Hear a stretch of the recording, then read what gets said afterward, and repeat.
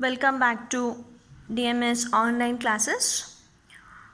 Okay, today we'll see with the rule of universal generalization. We have seen the rule of universal specification in terms of in previous video. So in a rule of universal specification, what you used to do, it was written commonly and we used to take that one to specific one. I'll just recall those two examples. One example we have taken, a university of student was there, then I have represented a Mary Yum. Only one student I have considered. And one more example we have taken, there is a triangle and set of triangles, and where only XYZ triangle we had taken, which was representing letter C. Now we'll take a what we are having universal generalization. When it is true with respect to one element of the or any element of the universe, then it can be true for the all the elements. Okay, that is how we are going to represent that one. Okay, so we'll write that one.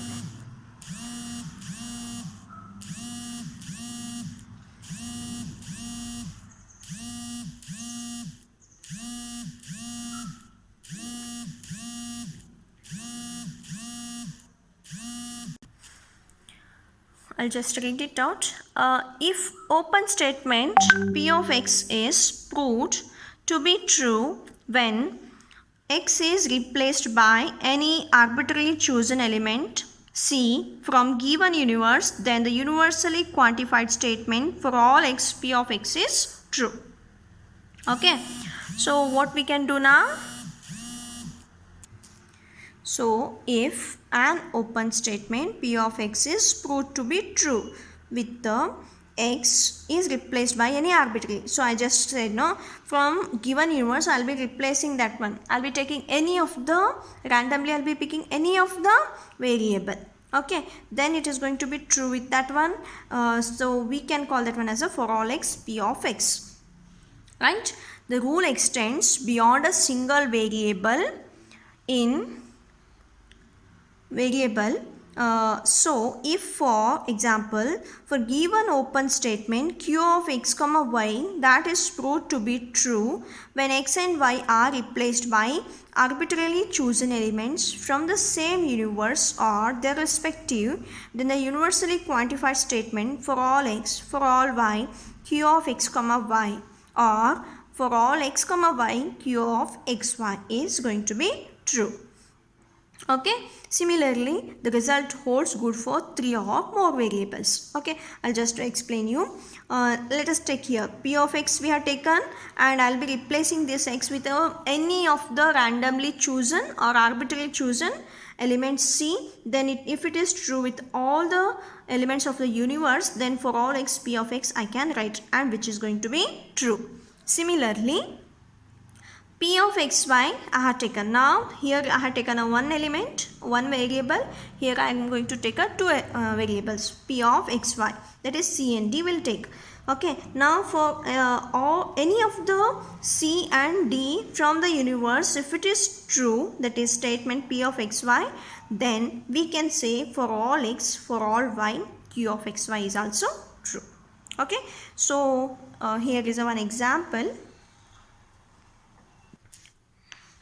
Establish the validity of the argument for all X P of X or Q of X, and for all X negation of P of X and Q of X implies R of X. Therefore for all X negation of R of X implies P of X. Okay, so before going to this particular solving, we'll tell you how to simplify. So when you remember one thing, whenever it is being given in terms of quantified statement, means for all X for some of X, if it is there, we have to convert that one into some specific arbitrary element. Then we have to simplify, later conclusion has to be converted into this particular form.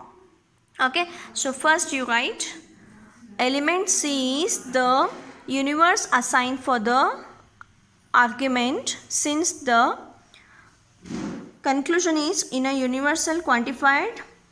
So we can assume negation of R of X as a additional proof. Additional additional premises. Okay. Consider first premise for all x, p of x or q of x. Then we'll convert this one in terms of universally. We'll use a rule of universal specification and convert with respect to arbitrary statement. So we'll get is p of c or q of c. Okay. Then we'll take a second premises for all x, negation of p of x and q of x implies r of x. Okay. Again we'll convert this one into a single arbitrary statement using a rule of universal specification. So step 3 and we are going to get this one. Okay. So next we'll have a negation of r of c implies negation. What we'll do, we'll take a from fourth one and we'll convert this one. What we are going to do, we'll use some fact, that is s implies t, logically equivalent to negation of t implies r, negation of s. Okay.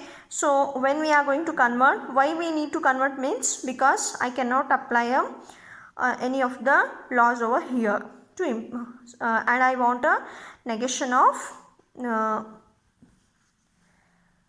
p of c and q of c. Okay.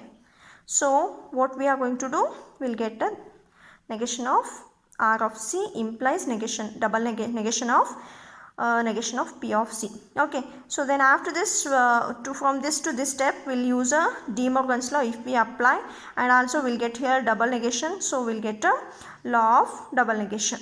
Okay. So we are going to get this one. Then later what we are going to do, so what we are having, we'll take a premises which has been assumed, that is negation of r of c. Okay. Then from this 7 and 6 and the rule of detachment, that is rule of modus ponens, we are going to get a p of c or negation of q of c. Okay.